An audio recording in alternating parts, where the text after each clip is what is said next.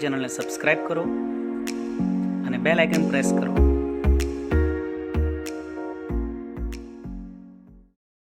નમસ્કાર વિદ્યાર્થી મિત્રો, હું છું રાજેશ ગોહિલ અને આપ જોઈ રહ્યા છો અમારી ચેનલ એક્સિલન્સ એકેડેમી.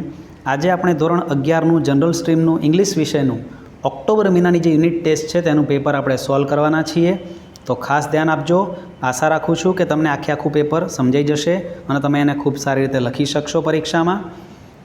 સૌપ્રથમ આપણે જોઈએ, બે નોંધ આપેલી છે. There are total 21 questions in this unit test, એટલે કે આ યુનિટ ટેસ્ટમાં કુલ 21 પ્રશ્નો આપેલા છે.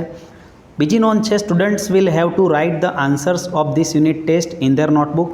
વિદ્યાર્થીઓએ તેમની નોટબુકમાં આ યુનિટ ટેસ્ટના જવાબો લખવાના રહેશે. બરાબર. સૌપ્રથમ આપણે વાત કરીએ સેક્શન એની.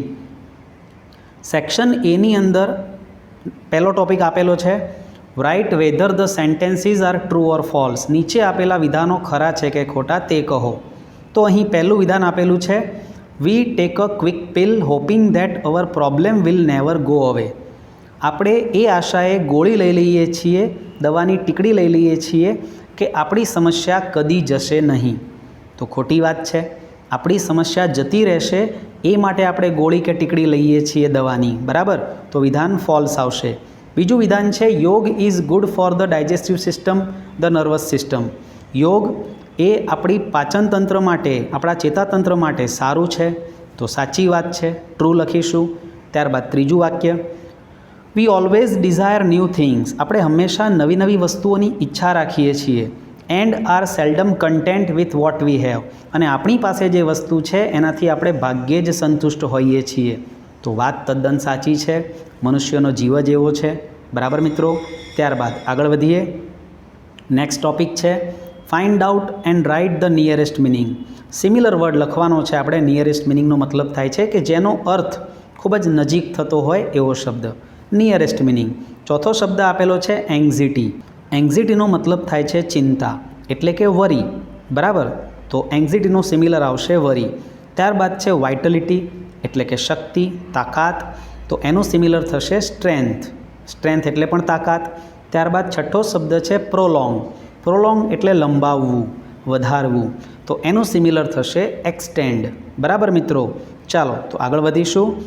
ત્યારબાદ select the most appropriate language functions from the brackets and write them against sentence. એટલે કે આપણને અહીં 4 વાક્યો આપેલા છે, 4 માર્ક્સ છે એના. એ 4 વાક્યોનું ફંક્શન કયું છે એ બ્રેકેટમાંથી આપણે શોધીને લખવાનું છે. તો 7મું વાક્ય છે, what a horrible accident it was. વોટથી વાક્ય ચાલુ થયું છે, છેલ્લે ઉદ્ગાર ચિહ્ન છે, એટલા માટે એ એક્સક્લામેશન એટલે કે ઉદ્ગાર વાક્ય કહેવાય. ઉદ્ગારનો ભાવ દર્શાવે છે. તો જવાબ આવશે એક્સક્લામેશન. 8મું વાક્ય છે, ઇફ યુ હેડ ડન યોગ. જો તમે યોગ કર્યો હોત, you would not have suffered more. તો તમારે આટલું સહન ન કરવું પડ્યું હોત. બરાબર. ઇફથી વાક્ય ચાલુ થયું છે, વાક્યની વચ્ચે કોમા છે અને પાછળના વાક્યમાં વુડ પ્લસ હેવ પ્લસ ભૂતકૃદંત છે. તમે સમજી જ ગયા હશો કે કન્ડિશનનું જ વાક્ય હોય આવું. તો જવાબ આવશે expressing condition in the past. ભૂતકાળની શરત બતાવે છે, ભૂતકાળની કન્ડિશન બતાવે છે. બરાબર. ત્યારબાદ 9મું વાક્ય મિત્રો, he will either seat in the class or stand in front of the class. તે કાં તો વર્ગમાં બેસશે અથવા તો વર્ગની સામે ઊભો રહેશે. આઈધર ઓર શબ્દ આવ્યો છે વાક્યમાં. આઈધર ઓર એટલે આપણને ચોઇસ બતાવે છે. એક્સપ્રેસિંગ ચોઇસ, પસંદગી બતાવે છે. બરાબર. ત્યારબાદ 10મું વાક્ય, in spite of his ill health. એટલે કે તેના ખરાબ સ્વાસ્થ્ય હોવા છતાં he took part in sports competition. તેને સ્પોર્ટની કોમ્પિટિશનમાં ભાગ લીધો. In spite of, though, although, even though, આ બધા શબ્દો હોય તો એ કોન્ટ્રાસ્ટ બતાવે છે, વિરોધાભાસ બતાવે છે. તો જવાબ આવશે એક્સપ્રેસિંગ કોન્ટ્રાસ્ટ. બરાબર મિત્રો. આગળ જોઈએ. ત્યારબાદ છે, select and write the most appropriate questions to get underline word phrases as their answer. એટલે કે આપણે એવો પ્રશ્ન પસંદ કરવાનો છે કે જેનાથી અંડરલાઇન કરેલું જે વાક્ય છે કે અંડરલાઇન કરેલો જે શબ્દ સમૂહ છે તે જવાબમાં આવે. બરાબર. તો અહીં 11 નંબરનું વાક્ય આપણને આપેલું છે કે બ્રિજેશ ઇઝ હોસ્પિટલાઇઝડ.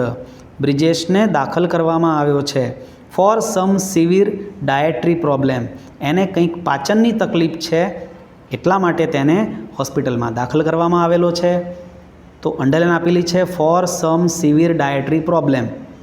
તો એનો પ્રશ્ન બનાવવો પડશે આપણે વાયથી, કે શા માટે બ્રિજેશને દાખલ કરવામાં આવેલો છે. Why is Brijesh hospitalized. બરાબર. ત્યારબાદ 12મું વાક્ય જોઈએ. અ ફિઝિકલ ડિસીઝ એટલે કે શારીરિક રોગ ડિસ્ટર્બ ધ ઇમોશન, આપણી લાગણીઓને ડિસ્ટર્બ કરે છે, ખલેલ પહોંચાડે છે. બરાબર. તો ફિઝિકલ ડિસીઝ શું કરે છે? તો આન્સર આવશે A. What does a physical disease do? શારીરિક રોગ શું કરે છે? ઓકે. ત્યારબાદ આગળ વધીએ સેક્શન બી તરફ મિત્રો. સેક્શન બીની અંદર આપણને પાઠના સવાલ જવાબ આપેલા છે. જોઈએ 13મો સવાલ. વોટ ડઝ આયુર્વેદ ટીચ અસ? આયુર્વેદ આપણને શું શીખવે છે? તો આપણને જવાબ આપેલો છે પહેલી જ લાઇનમાં. આયુર્વેદ ટીચીસ અસ. આયુર્વેદ આપણને શીખવે છે હાર્મની વિથ નેચર, કુદરત સાથે સુસંગતતા, સિમ્પ્લિસિટી એન્ડ કન્ટેન્ટમેન્ટ, સાદગી અને સંતોષ, એઝ કીઝ ટુ વેલબિંગ. અને આ ચાવીઓ છે વેલબિંગ એટલે સ્વસ્થતાની. બરાબર. સ્વસ્થ હોવા માટેની ચાવીઓ છે સિમ્પ્લિસિટી, કન્ટેન્ટમેન્ટ અને હાર્મની વિથ નેચર. ઓકે. તો તમને મળી ગયો હશે જવાબ પેરેગ્રાફમાંથી મિત્રો. બીજો સવાલ જોઈએ number 14. Why does Ayurveda connect us with the source of creativity? શા માટે આયુર્વેદ આપણને સર્જનાત્મકતાના સ્ત્રોત સાથે જોડી દે છે? તો આયુર્વેદ કનેક્ટ્સ અસ. આયુર્વેદ આપણને જોડી દે છે. ડઝ આપ્યું છે એટલા માટે આપણે કનેક્ટને એસ લગાડવો પડશે. આયુર્વેદ કનેક્ટ્સ અસ. આયુર્વેદ આપણને જોડી દે છે with the source of creativity, સર્જનાત્મકતાના સ્ત્રોત સાથે, એન્ડ હેપીનેસ અને ખુશી, આનંદના સ્ત્રોત સાથે, વિધિન અવર સેલ્વ્સ જે આપણી અંદર જ છે, આપણી અંદર રહેલી સર્જનાત્મકતા અને આપણી અંદર રહેલી ખુશી સાથે આપણને આયુર્વેદ કનેક્ટ કરે છે, જોડે છે. શા માટે? સો ધેટ જેથી કરીને we can permanently overcome our psychological problem, જેથી કરીને આપણે પરમેનન્ટલી કાયમી ધોરણે ઓવરકમ એટલે જીત મેળવી શકીએ અવર સાયકોલોજીકલ પ્રોબ્લેમ્સ, આપણી માનસિક સમસ્યા ઉપર આપણે જીત મેળવી શકીએ એ હેતુથી. બરાબર. ત્યારબાદ નેક્સ્ટ જોઈએ સવાલ નંબર 15. વોટ ઇઝ યોગ? યોગ શું છે? તો યોગ ઇઝ અ હોલિસ્ટિક એક્સરસાઇઝ. યોગ એક સર્વગ્રાહી કસરત છે દેટ પ્રોવાઇડ્સ, જે પૂરી પાડે છે physical, mental as well as spiritual benefit, જે આપણને શારીરિક, માનસિક તેમજ એઝ વેલ એઝનો મતલબ થાય છે તેમજ સ્પિરિચ્યુઅલ બેનિફિટ એટલે કે આધ્યાત્મિક લાભ પૂરા પાડે છે. બરાબર મિત્રો. ત્યારબાદ નંબર 16 જોઈએ સવાલ. What are the benefits of યોગ? યોગના ફાયદા કે યોગના લાભો શું છે? તો ઘણો મોટો જવાબ છે, પેરેગ્રાફમાં બેઠો આપેલો છે આપણને. યોગ provides workout for the muscle. સ્નાયુઓને વર્કઆઉટ એટલે કસરત પૂરી પાડે છે. It benefits joints, ligaments and the skeletal system. તે સાંધાઓને, મજ્જાઓને અને આપણું જે અસ્થિતંત્ર છે તેને પણ લાભ આપે છે. By improving flexibility and balance. એ લવચિકતાને ઇમ્પ્રૂવ કરે છે અને આપણું જે સંતુલન છે એને પણ ઇમ્પ્રૂવ કરે છે એટલે કે સુધારે છે. It is good for heart. તે આપણા હૃદય માટે સારી છે યોગ દ્વારા જે કસરત કરીએ એ. And stimulates the cardiovascular system. અને આપણા શ્વસન તંત્રને પણ પ્રજ્વલિત કરે છે, પ્રદીપ્ત કરે છે. ઇટ ઓક્સિજનેટ્સ. તે પ્રાણવાયુ પૂરો પાડે છે ધ બ્લડ, આપણા રક્તને, આપણા લોહીને. And helps strengthen the heart.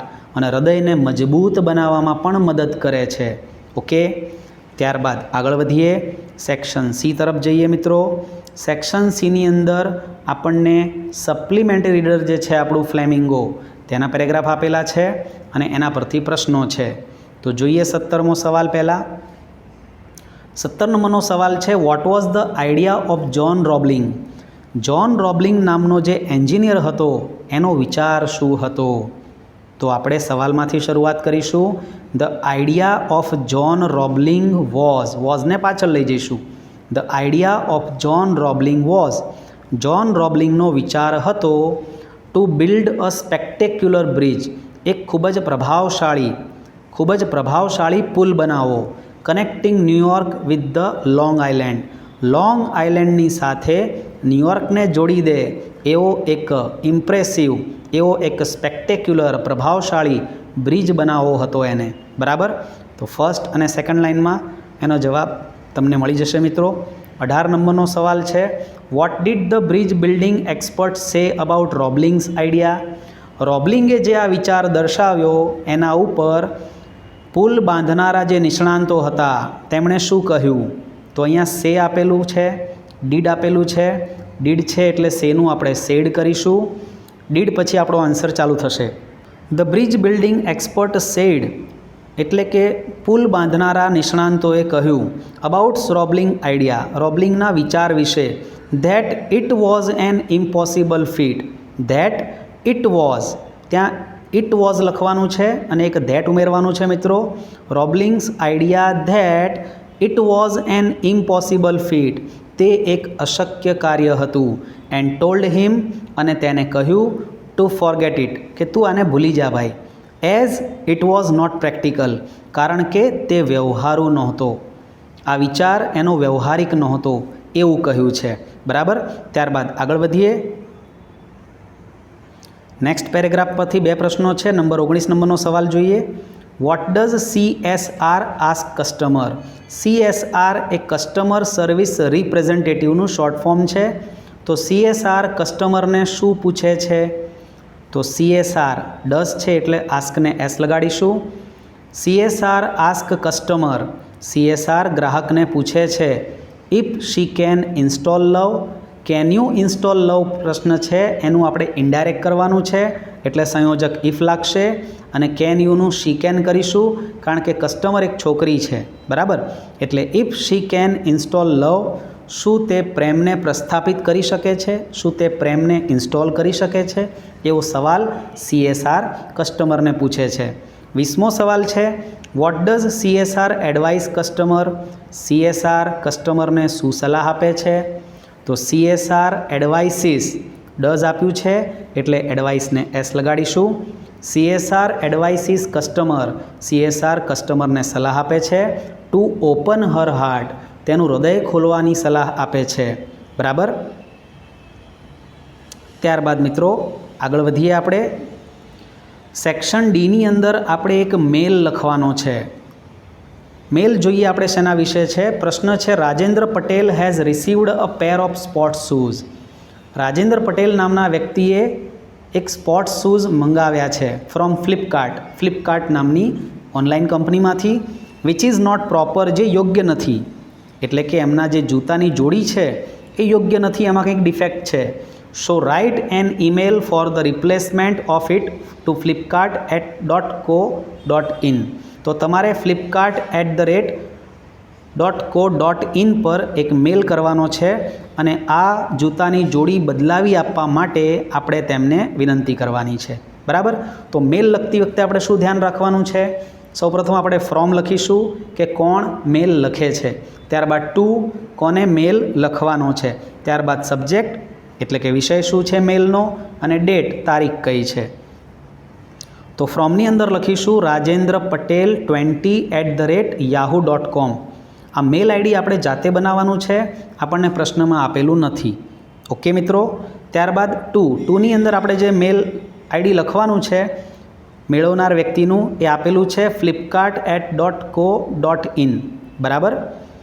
ત્યારબાદ સબ્જેક્ટ એટલે કે વિષય શું છે, આપણે શા માટે મેલ લખવાનો છે. તો મેલ લખવાનો વિષય છે replacement of a pair of shoes. એક જોડી જૂતાને રિપ્લેસ કરવાના છે, બદલાવાના છે.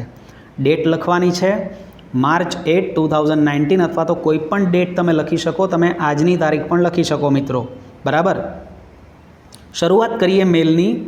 ડિયર સર, વહાલા સાહેબ Shri, I am one of your customers using your online product. એટલે કે હું તમારી ઓનલાઈન પ્રોડક્ટ વાપરનારા ગ્રાહકોમાંથી એક ગ્રાહક છું.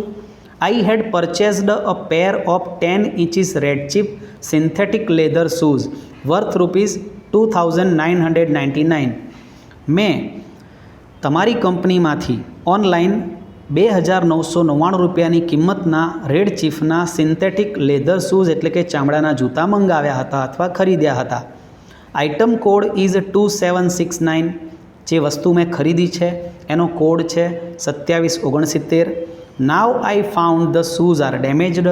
અને હવે મને એવું લાગે છે કે આ શૂઝ જે તમે મોકલાવ્યા છે એ નુકસાનીવાળા છે. ઓન સોલ, એનો જે સોલ છે એ નુકસાનીવાળો છે. એન અનકમ્ફર્ટેબલ ટુ વેર, અને પહેરવામાં પણ જરાક બિન આરામદાયક છે. It is not comfortable in size, એની જે સાઇઝ છે એ પણ કમ્ફર્ટેબલ એટલે આરામદાયક નથી. The size described in the ads does not fit as mentioned. તમે જાહેરાતમાં જે સાઇઝ બતાવી હતી એ પ્રમાણે આ જૂતા દર્શાવેલા નથી તમે. ઇટ ઇઝ સમવોટ સ્મોલ, તે થોડા ઘણા નાના છે. The foot is aching while wearing, પગમાં દુખાવો થાય છે જ્યારે તેને પહેરવામાં આવે છે. If the goods are not as described, જો સામાન વર્ણન કર્યા પ્રમાણેનો ન હોય. ઓફ સેટિસ્ફેક્ટરી ક્વોલિટી, જો સંતોષકારક ગુણવત્તા ન હોય. એન્ડ ફિટ ફોર પર્પઝ, અને જો હેતુ માટે બંધ બેસતું ન હોય. ઇટ બિલ્ડ્સ મિસટ્રસ્ટ, તો એનાથી મિસટ્રસ્ટનો મતલબ શું થશે? મિસટ્રસ્ટ એટલે કે અવિશ્વાસ પેદા થશે. Between client and the company, ગ્રાહક અને કંપનીની વચ્ચે એક અવિશ્વાસ ઊભો થશે. This is my first experience of complaint found in red chip shoes. Red chip શૂઝની અંદર જોવા મળેલી આ પહેલી ફરિયાદ છે મારી. I also require you to confirm, અને હું એવી ખાતરી ઈચ્છું છું. Whether you will arrange for my shoes to be collected, કે શું તમે મારા જૂતા મારા ઘરેથી મેળવવાની વ્યવસ્થા કરશો. Or will reimburse me for the cost of returning it, અથવા તો એ જૂતા પાછા મોકલાવવાની કિંમતની મને ભરપાઈ કરી આપશો. કાઇન્ડલી મેક નેસેસરી અરેન્જમેન્ટ, તમે મહેરબાની કરીને કૃપા કરીને જરૂરી વ્યવસ્થા કરજો. ફોર રિપ્લેસિંગ ધ શૂઝ, આ જૂતાને બદલાવાની. એઝ અર્લી એઝ પોસિબલ, શક્ય એટલું ઝડપી. થેન્કિંગ યુ, આભાર તમારો. I look forward to hearing from you, અને હું તમારો જવાબની અપેક્ષા રાખું છું. તમે જવાબ મોકલશો એવી અપેક્ષા રાખું છું. યોર્સ ફેથફુલી, આપનો વિશ્વાસુ Rajendra Patel.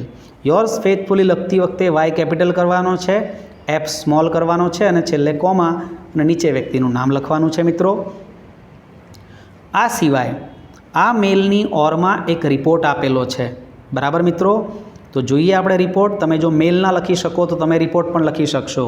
Prepare a report about the independence day celebration in your school. તમારી શાળામાં સ્વાતંત્ર્ય દિનની જે ઉજવણી કરવામાં આવી એનો એક અહેવાલ તૈયાર કરવાનો છે તમારે.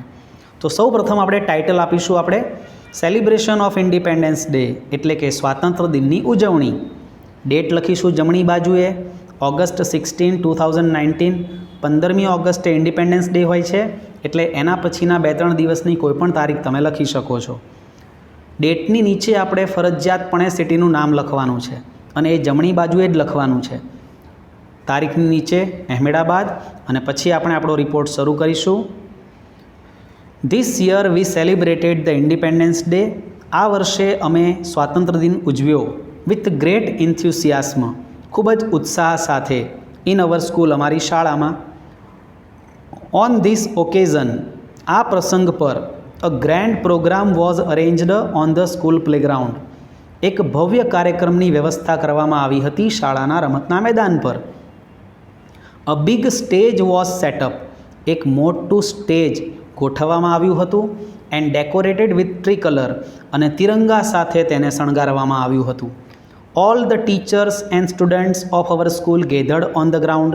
બધા જ શિક્ષકો અને બધા જ વિદ્યાર્થીઓ શાળાના ગ્રાઉન્ડ પર ભેગા થયા. The national flag was hoisted by the president of the school management. શાળાના મેનેજમેન્ટના પ્રેસિડેન્ટ દ્વારા ધ્વજ ફરકાવવામાં આવ્યો. એટ 8 AM, સવારે 8 વાગે. The national anthem was sung by the school band. સ્કૂલના બેન્ડ દ્વારા રાષ્ટ્રગીત ગાવામાં આવ્યું. While we were standing respectfully, જ્યારે અમે એકદમ આદરપૂર્વક ઊભા હતા. Then Megha Devani from class 8 recited a song Saare Jahan સે.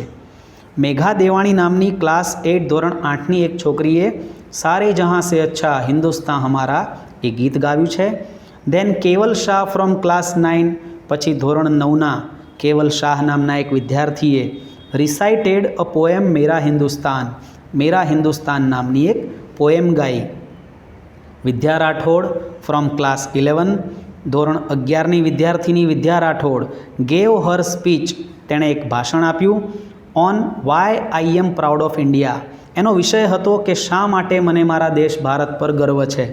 એ ટૉપિક પર તેણે એક સ્પીચ આપી. Her speech was really effective that day. એનું જે ભાષણ હતું એ દિવસે ખૂબ જ ખરેખર અસરકારક હતું. The principal gave a short speech. પ્રિન્સિપાલે એક નાનકડી સ્પીચ આપી and advised all the students, અને બધા જ વિદ્યાર્થીઓને સલાહ આપી to love our country and work for it. આપણા દેશને ચાહવો અને આપણા દેશ માટે કામ કરવું. He also enthused to be ready to sacrifice for our country. તેમને અમને બધાને પ્રોત્સાહિત કર્યા, ઉત્સાહિત કર્યા કે આપણા દેશ માટે બલિદાન આપવા માટે હંમેશા તૈયાર રહેવું. The best cadets of scout and guide were given medals for their brave act. તેમના બહાદુરી ભર્યા કામને લીધે કેડેટ્સને, શ્રેષ્ઠ કેડેટને અને સ્કાઉટ અને ગાઈડને મેડલ અપાયા, ચંદ્રકો અપાયા. Then there was a parade of NCC cadet. એનસીસીના જે કેડેટ હતા એટલે કે જે રમતવીરો હતા તેમને એક પરેડ પણ હતી. સ્વીટ્સ વર ડિસ્ટ્રીબ્યુટેડ અમોંગ ઓલ. મીઠાઈઓ વહેંચવામાં આવી બધા વિદ્યાર્થીઓની વચ્ચે અને બધા જ હાજર જે લોકો હતા એમની વચ્ચે. At last the function ended. આખરે ફંક્શન પૂરું થયું. And we departed. અને અમે છૂટા પડ્યા. It was a thrilling event for students. ખરેખર વિદ્યાર્થીઓ માટે આ એક રોમાંચક ઘટના હતી.